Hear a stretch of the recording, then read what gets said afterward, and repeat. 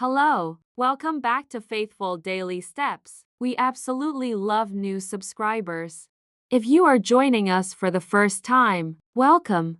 If you are a faithful subscriber, thank you for your continued support of our channel. And as always, be sure to like and subscribe to our channel and share it with someone who could use some encouragement today. This is the 6th installment of our 14-part series about the kind of character that God wants us to develop. Today, we're going to examine integrity, as described in Proverbs, chapter 11, verse 20. Let's recap Proverbs, chapter 11, verse 20, which reads, "The Lord detests people with twisted hearts, but he delights in those who have integrity." The central theme. God makes it clear the type of virtue that delights him. The book of Proverbs has a wealth of practical wisdom we can put to practice for daily living.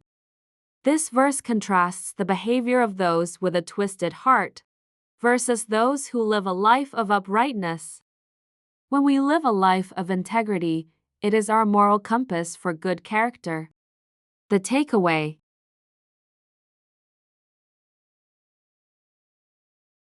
As Christians, God calls us to live a life uncompromised. God calls us to live with honesty and integrity in our daily lives.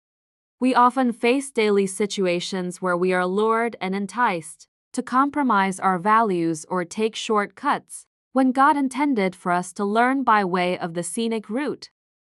This can oftentimes lead to unfavorable consequences, like losing your job or damaging important relationships. God does not want us to give in to societal pressures. Instead, He created us to live with moral courage and make wise decisions.